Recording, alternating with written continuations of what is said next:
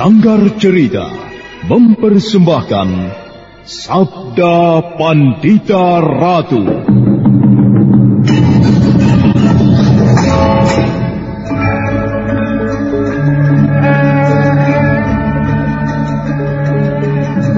Bagaimana, Paman?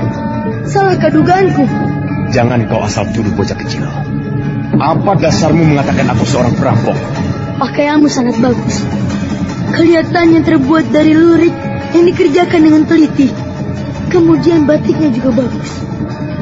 Kau juga menggunakan sebuah timang yang pasti terbuat dari emas. Aku yakin tidak masuk akal jika seorang petani kecil hanya dengan sepetak sawah bisa membeli benda semahal itu. Kecuali jika kau merampok.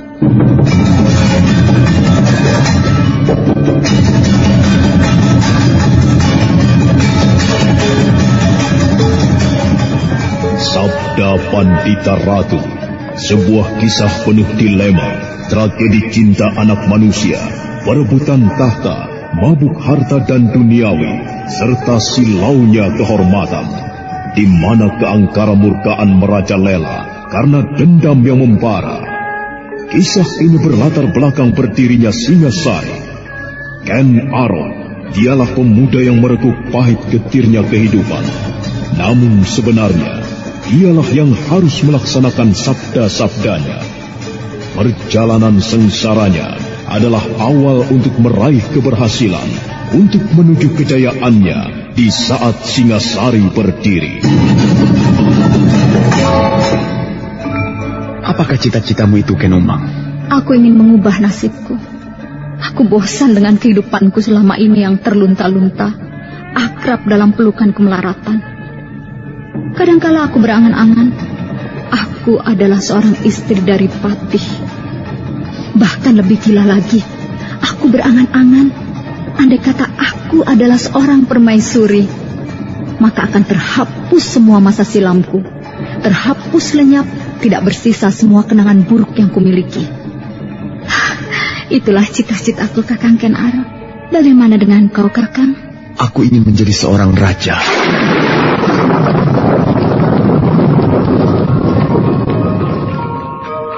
Sabda Pandita Ratu. Naskah ditulis oleh Pondra Swasti Langit, diolah oleh Agung Bahrodi, didukung oleh artis-artis terkemuka Ferry Fadli, Eli Ermawati, M. Abud, Ivone Rose, dan lain-lain. Teknik dan montase Ibing Arifin, dengan sutradara Dian Pertiwi. Sabda Pandita Ratu. Kali ini dalam episode ke-18 dengan judul Panembahan Dwipayana.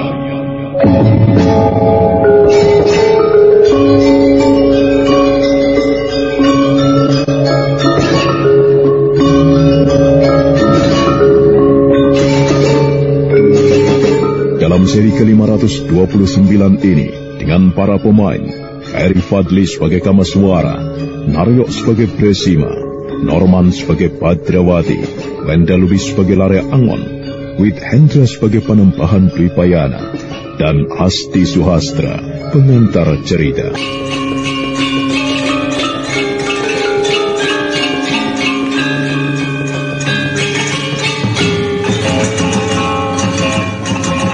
Kamaswara yang kemudian mempercayai sepenuhnya Sang Panembahan Dwipayana adalah orang berwawasan sangat luas dan tentu mempunyai pertimbangan-pertimbangan yang matang.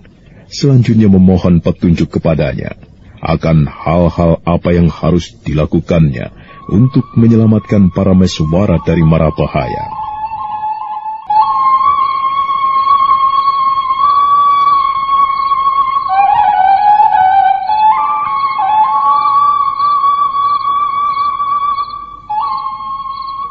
Sang Panembahan, entah mengapa sedemikian berat beban yang selama ini aku pikul. Berkali-kali aku mengalami peristiwa-peristiwa yang serasa akan merontokkan jantung. Atau mungkin karena aku memang orang yang bodoh, tidak lagi mampu berpikir terengginas.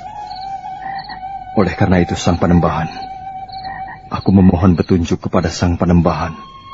Apa yang harus aku lakukan untuk menolong anakku, Parameswara.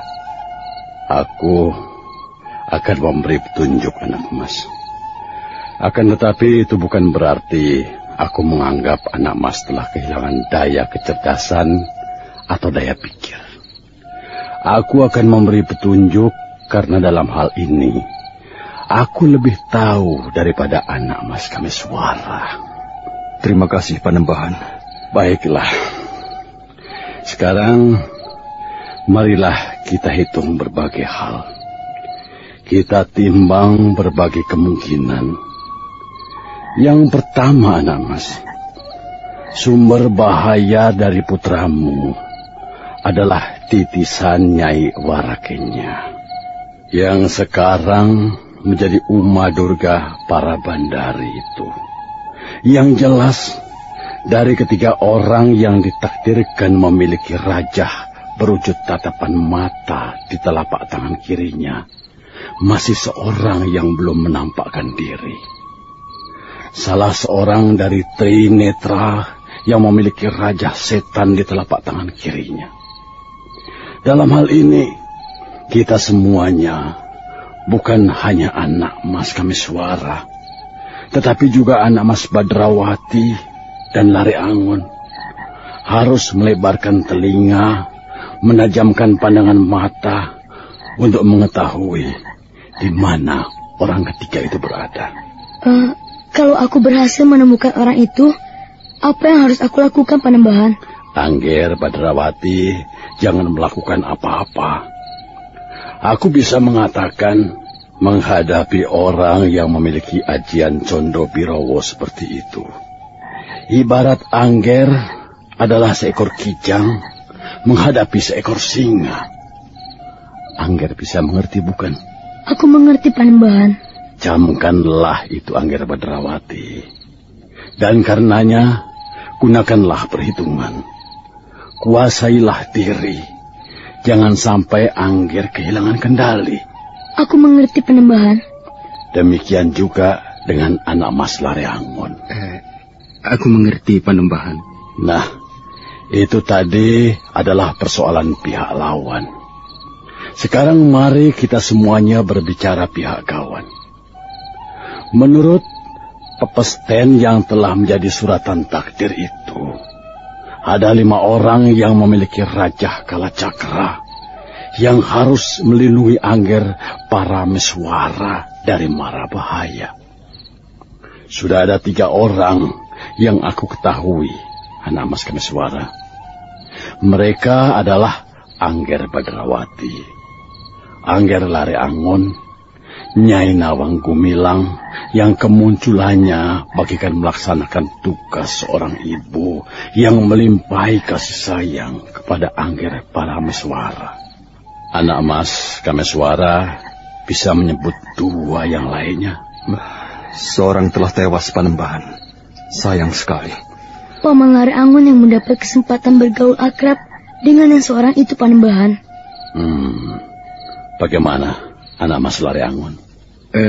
Namanya Pacar Keling, Panembahan. Tapi sayang, dia telah tewas, dibunuh oleh Durga para Bandari. Yang tewas janganlah disesali. Biarlah anak Mas Pacar Keling mendapatkan ketentramannya di alam kelanggengan. Nah, yang ingin aku tanyakan, yang terakhir atau yang kelima, bagaimana? Yang kelima belum menampakkan diri, Panembahan. Nah, inilah yang pertama-tama harus anak Mas lakukan. Bukan aku menundung. Akan tetapi, dalam waktu yang secepatnya, anak Mas bertiga harus segera meninggalkan padepokan ini untuk mencari pemilik Raja Kalacakra yang kelima. Di samping anak Mas bertiga harus mengamat-amati keadaan. Barangkali mengetahui kemunculan Trinetra ketiga yang menguasai Adi Condo Birowo. Bagaimana denganku, Panembahan?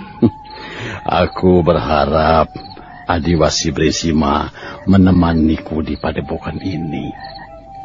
Bagaimana, Adiwasi Bresima? Apakah Adiwasi merasa keberatan? Dengan senang hati, Panembahan. Lebih dari itu... Lebih dari itu bagaimana, Adiwasi? Aku merasa letih merantau. Letih hidup serba tidak teratur. Jika di padepokan yang tenang dan damai seperti ini, aku mendapatkan tawaran untuk tinggal. Yang artinya hidup tenang, makan terjamin. Diberi pondok seperti ini, ya tentu saja aku tidak menolak, Panembahan. Adiwasi harus menjadi cantrik lebih dulu. Sendiko, Panembahan. Kelak, jika aku bertemu kembali dengan Kyai Bresima, mungkin aku akan pangling. Kenapa, Badrawati? Saat itu mungkin Kyai sudah gemuk sekali. Tinggal menyembelih.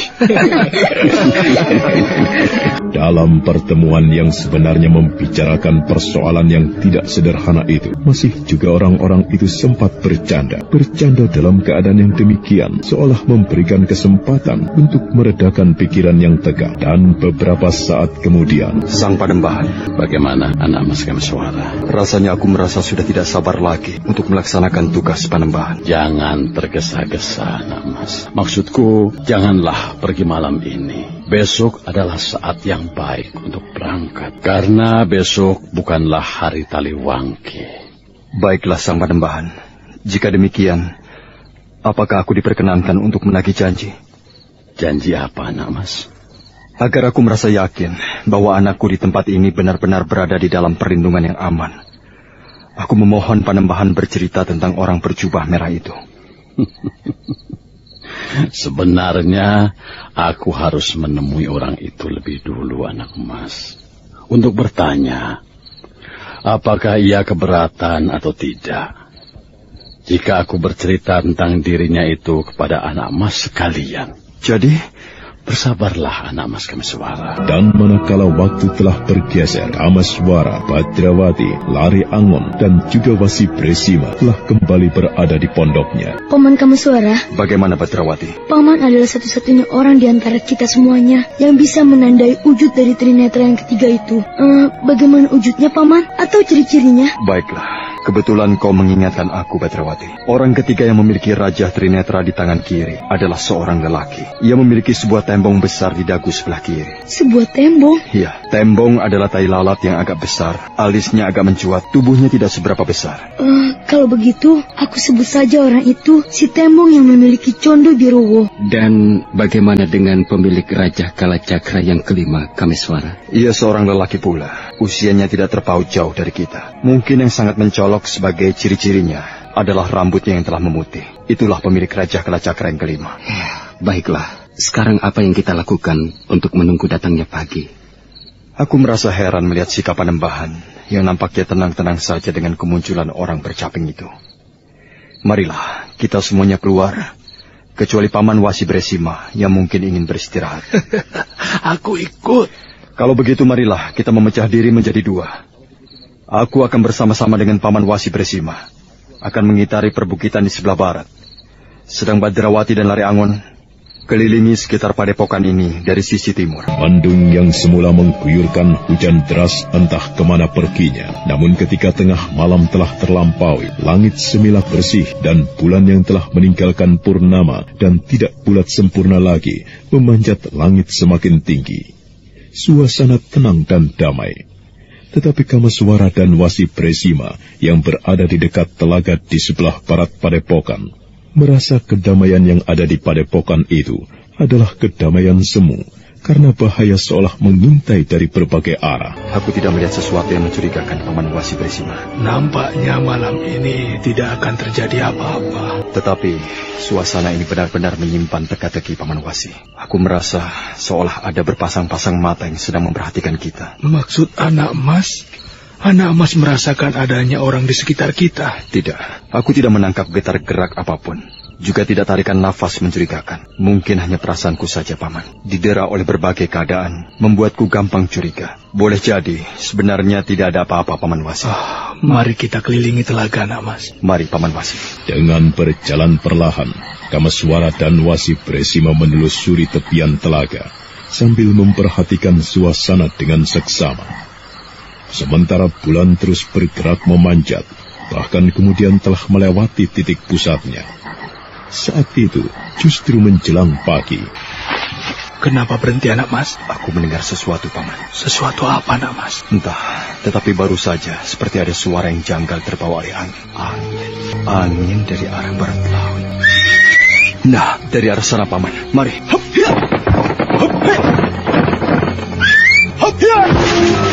Bagaikan anak panah yang lepas dari busur yang terentang hingga melengkung, Kamaswara melesat dengan cepat menuju ke arah barat laut, disusul Wasi Bresima yang kemudian agak ketinggalan jauh di belakangnya. Kamaswara tidak mengurangi kecepatan larinya, tetapi justru semakin dipercepat, dan suitan nyaring itu lagi-lagi mengusiknya. Orang bercaping, siapa dia? Dan apa yang ia lakukan di sini? Nampaknya ia memang menungguku. Orang bercaping, Paman. Apa yang dilakukannya? Nampaknya sedang menunggu kita. Hati-hati, Kamaswara. Hai, Kisanak bercaping. Siapa sebenarnya kau? Dan apa yang kau lakukan di tempat ini? Ia tidak mau menjawab, Paman. Ia hanya sekedar menoleh. Oh, ia melepas capingnya, Namas. Paman, awas!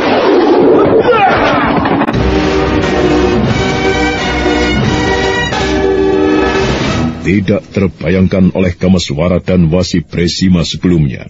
Orang tak dikenal itu tiba-tiba melepaskan capingnya, dan caping itu dilempar melesat ke udara, bagaikan bernyawa atau bisa dikendalikan. Caping itu bergerak menyambar Kamaswara yang dengan cekatan menghindarinya. Namun kemudian benda bulat pipih itu menyambar ke arah Wasi Bresima.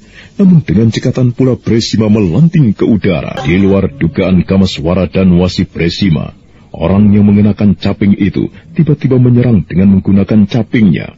Caping yang bulat pipih itu bagaikan bernyawa, mengejar Kamaswara dan Bresima kemanapun dia menghindar.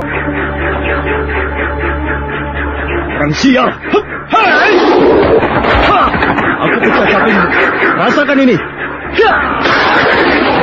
Wah, sialan. Hei, Kisanak bercaping. Siapa kau? Dan mengapa kau menyerangku dengan curang seperti itu? Kamaswara menggeram karena jengkel diserang secara mendadak oleh orang bercaping itu. Namun kemudian Kamaswara merasa tidak boleh menganggap remeh orang itu. Terbukti serangannya terhadap caping itu dapat dihindari dengan mudah, seolah caping yang berputar itu bernyawa dan kemudian hinggap di kepala tuan pemiliknya. Kisanak, jangan hanya diam saja. Ayo jawablah pertanyaanku. Siapa kau? Dan mengapa kau berkeliaran di tempat ini? Ngedan, rupanya kau bisu dan tidak bisa berbicara. Apa perlu aku harus memaksamu untuk berbicara? Hah? Itukah yang kau kehendaki?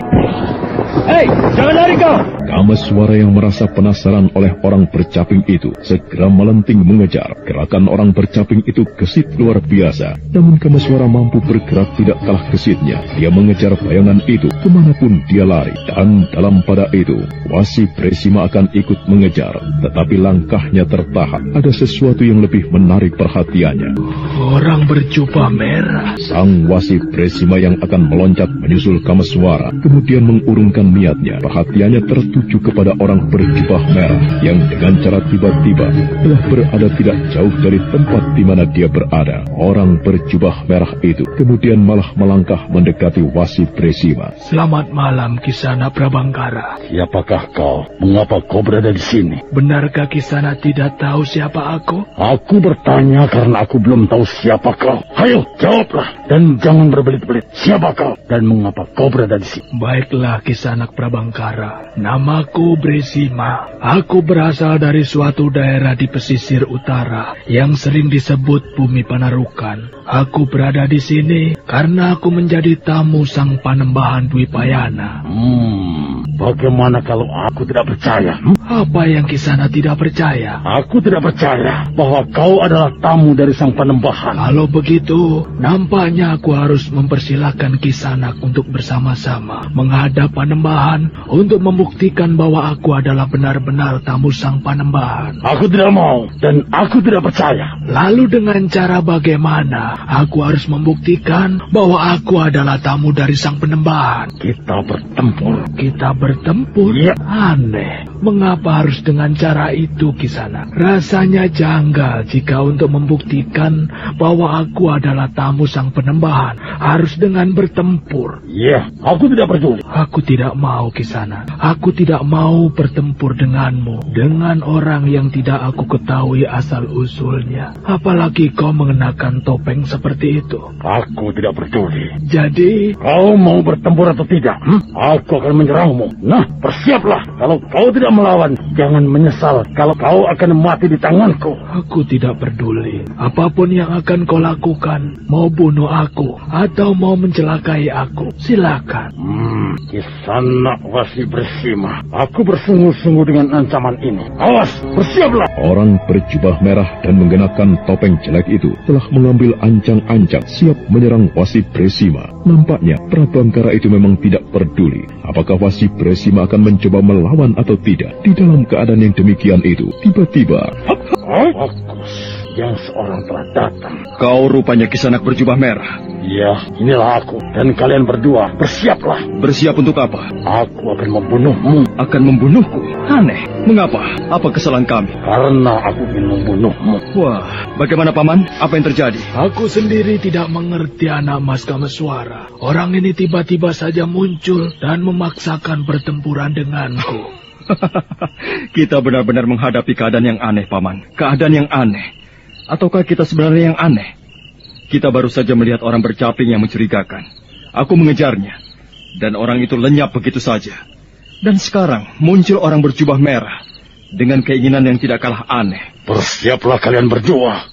Aku tidak akan mengundurkan niatku untuk membunuh meski kalian bergabung. Sayang sekali Kisanak. Aku sama sekali tidak berminat. Mengapa? Aku merasa tidak tahu diri kalau aku bertarung melawanmu. Yang berarti bertarung dengan orang yang telah membantu memberikan pengayoman kepada anakku, Parameswara. Aku tidak mengerti dengan apa yang kau maksud. Anak apa? Anakku.